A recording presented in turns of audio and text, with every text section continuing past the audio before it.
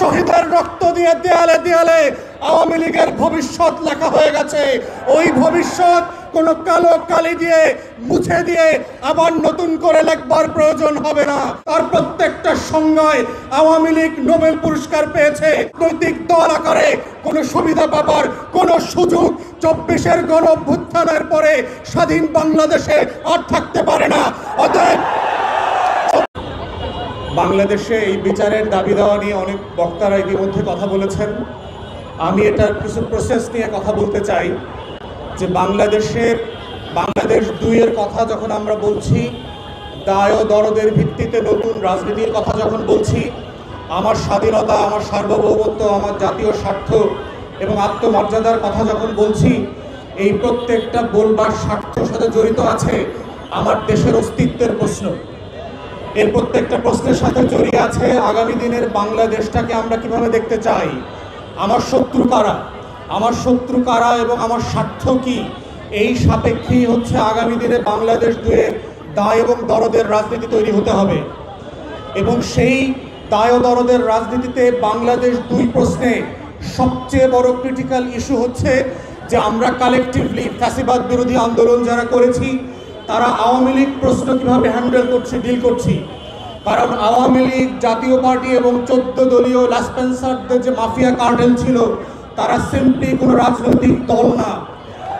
যারা মনে করে থাকেন যে রাজনৈতিক দল আকারে ইন্টারন্যাশনাল কনভেনশন মোতাবেক যেই সিভিল পলিটিক্যাল রাইটস তারা প্রিভিলেজ আকারে পাওয়ার কথা ছিল, তারা সেটা পাবেন। জাতিসংঘের মানবাধিকারের রিপোর্টে যেটা বলা হচ্ছে, তাদেরকে যেহেতু তারা রাজনৈতিক দল, তাদেরকে নিষিদ্ধ করা যাবে না।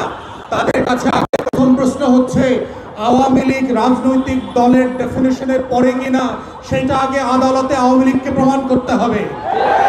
যদি জনতার আদালতে, বাংলাদেশের গণ অভ্যুত্থান পরবর্তী বাংলাদেশ 2-এর আদালতে এবং বিচারিক আদালতে আওয়ামী লীগ প্রমাণ করতে পারে যে তারা রাজনৈতিক দলের সকল সংজ্ঞা পূরণ করেন, অনলি দেন তাদের রাজনীতি থাকার প্রশ্ন দ্বিতীয় প্রশ্ন আকারে আসবে।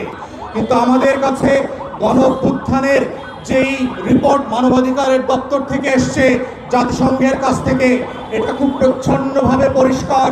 45-এ যেই যুক্তিতে এবং যেই কারণে জার্মানিতে নাৎসিদেরকে নিষিদ্ধ করা হয়েছিল, ফ্যাসিস্টদেরকে ইটালিতে নিষিদ্ধ করা হয়েছিল, ফ্রাঙ্কোর দলকে নিষিদ্ধ করা হয়েছিল, দক্ষিণ আমেরিকার প্রত্যেকটা গণ অভ্যুত্থানের বিপক্ষের শক্তিকে নিষিদ্ধ করা হয়েছিল। কঙ্গো এবং বুরুন্ডিতে সেই লাল কলমার্সের খ্রিস্টান মিলিশিয়াদেরকে নিষিদ্ধ করা হয়েছিল। জঙ্গি XXXকে যেইভাবে ক্লু ক্লাক্স ক্লানকে আমেরিকাতে নিষিদ্ধ করা হয়েছে, তার প্রত্যেকটা সংজ্ঞায় আওয়ামী লীগ নোবেল পুরস্কার পেয়েছে। এবং ঠিক একই কারণে আওয়ামী লীগ নামক কোনো এন্টিটির রাজনৈতিক দল আকারে কোনো সুবিধা পাবার কোনো সুযোগ 24-এর গণ অভ্যুত্থানের পরে স্বাধীন বাংলাদেশে আর থাকতে পারে না। অতএব 1400 শহীদের রক্ত দিয়ে দেয়ালে দেয়ালে আওয়ামী লীগের ভবিষ্যৎ লেখা হয়ে গেছে। ওই ভবিষ্যৎ কোনো কালো কালি দিয়ে মুছে দিয়ে আবার নতুন করে লেখবার প্রয়োজন হবে না।